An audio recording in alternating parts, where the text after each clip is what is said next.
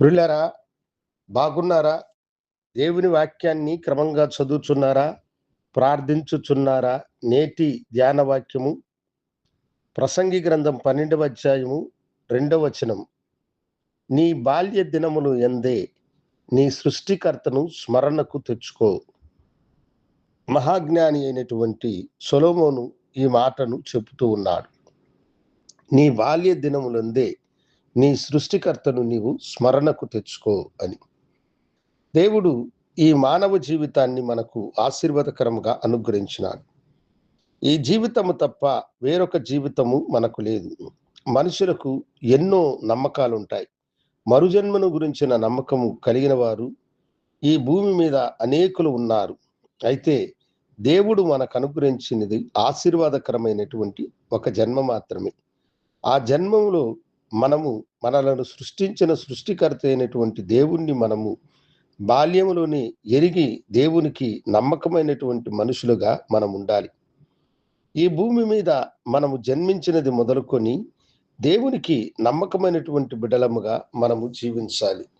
బాల్యములోనే దేవుని యొక్క నీతి మార్గమును అనుసరించువారు ధన్యులు.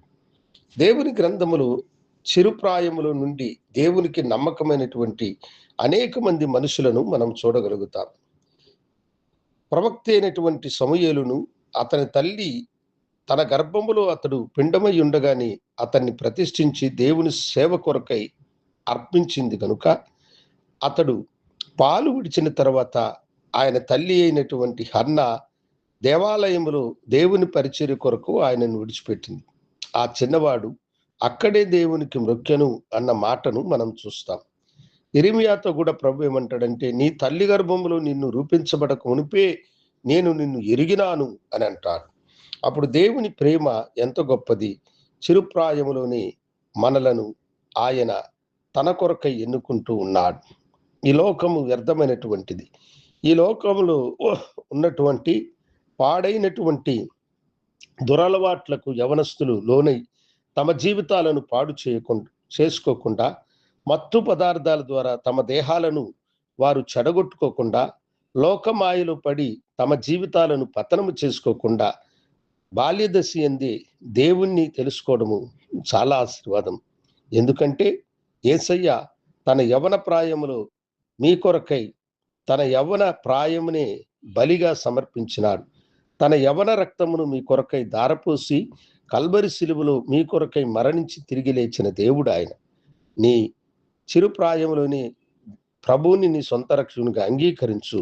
నీ జీవితాన్ని ప్రభువుకి అర్పితము చేయి. దేవుడు నిన్ను దీవించి నడిపించునుగాక. ప్రార్థించుకుందాం. గనుడా, మా బిడ్డల పట్ల మీకున్న ప్రేమ గొప్పది. బాల్యదశ యందునే అయ్యా సృష్టికర్తను వారు స్మరణకు తెచ్చుకుని కృపను భాగ్యమును వారికి అనుగ్రహించమని యేసు నామమున అడిగి వేడుకొంచున్నాను తండ్రి. ఆమేన్. శుభోదయం. ప్రభు మిమ్మలను దీవించునుగాక. ఆమేన్.